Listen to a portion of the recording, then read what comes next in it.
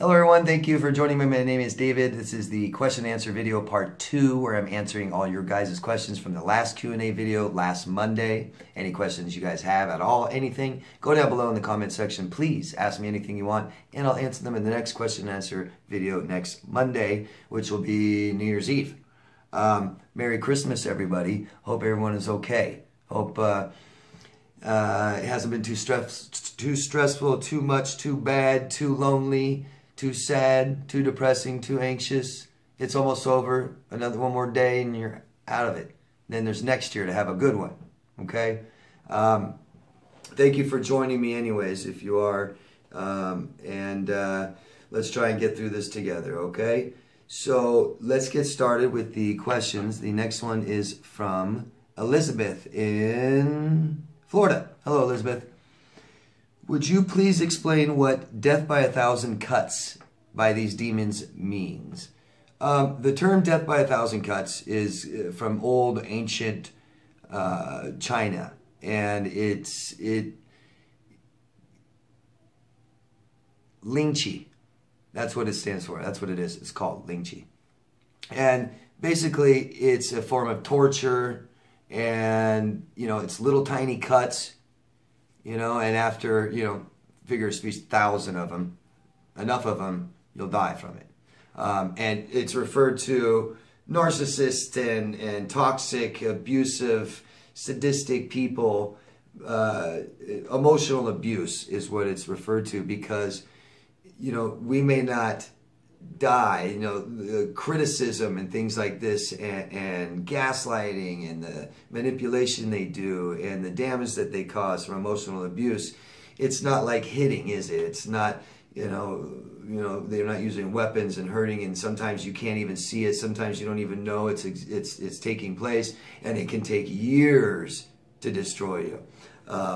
Basically, we need to heal from damage. So you have a cut, that's okay, but another one and then another one and another one, and we're not healing from these cuts all the time, and eventually it catches up and they hurt us.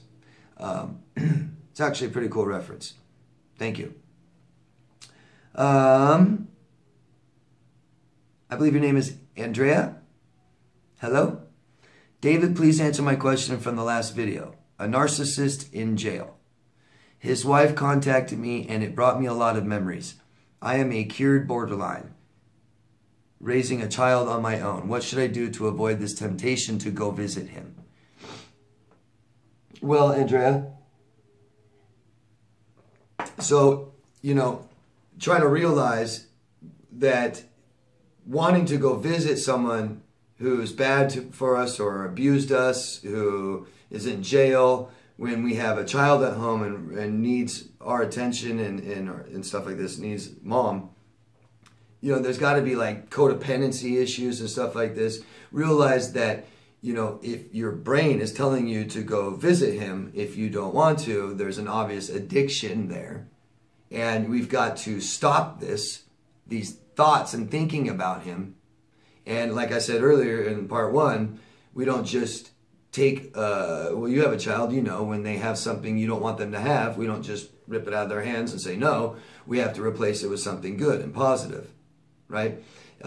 Something to distract them with. So why don't you keep yourself busy and do stuff that's positive and change things in your life?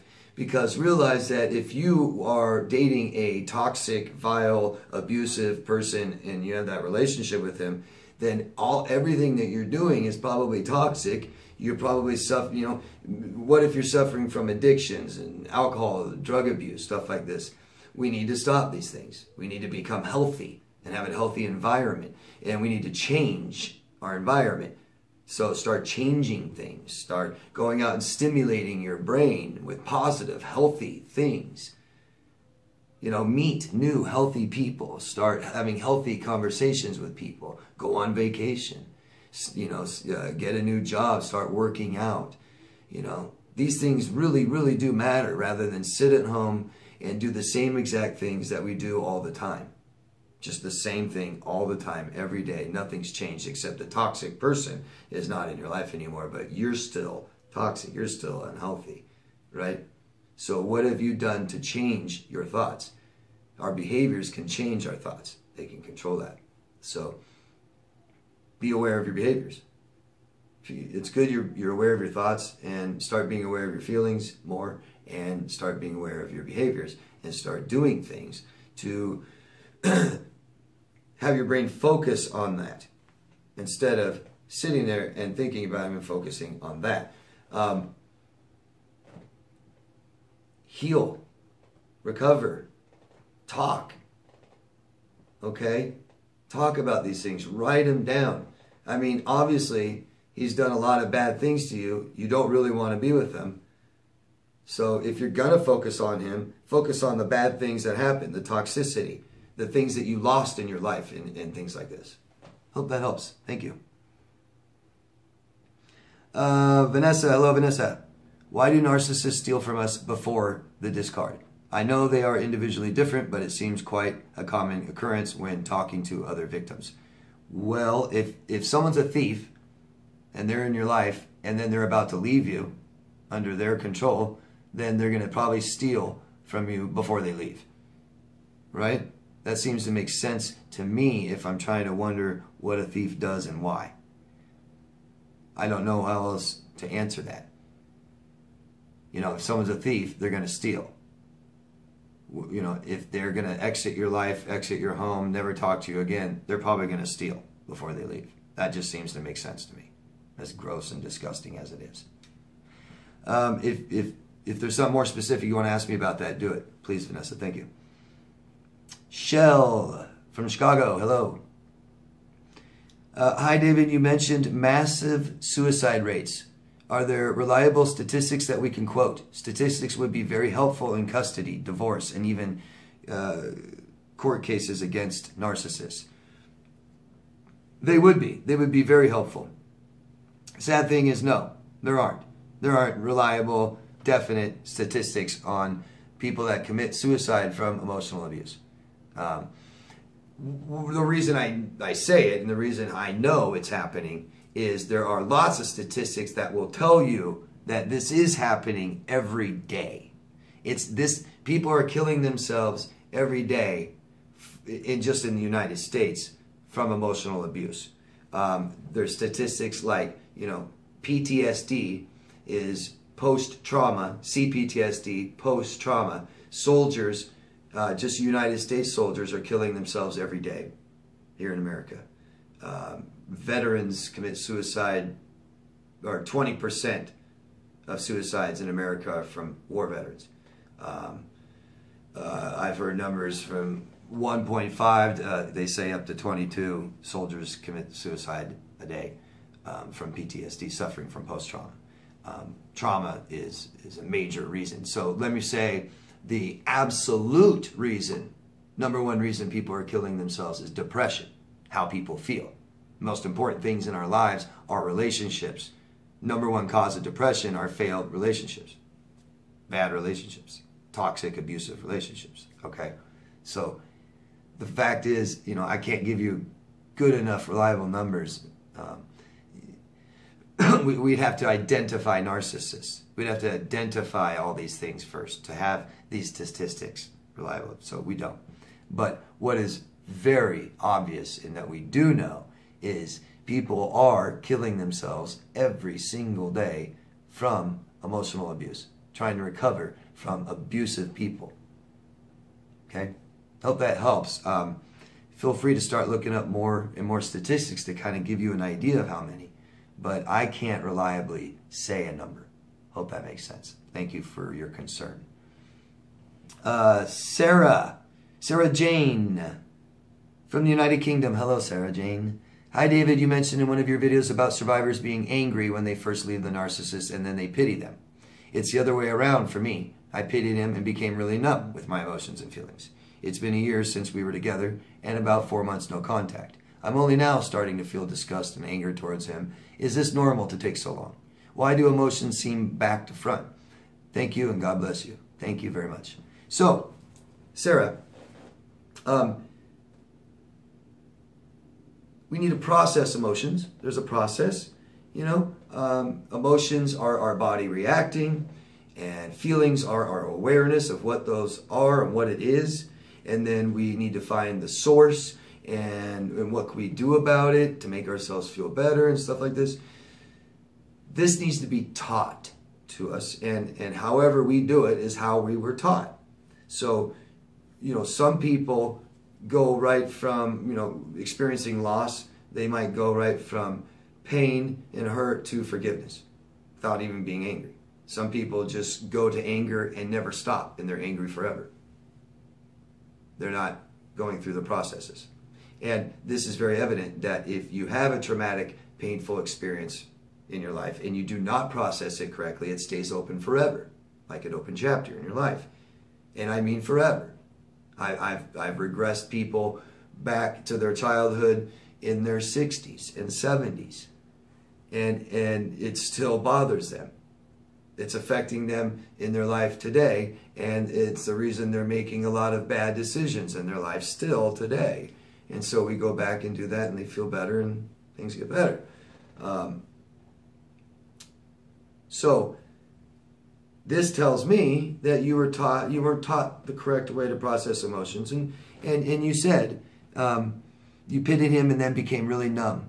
So you were taught to not pay attention to your emotions, which are feelings, awareness. So you were taught to ignore this for whatever reason in your childhood, okay? You weren't taught correctly how to do this. And you probably didn't have the correct emotional attention from your parents to do that with you.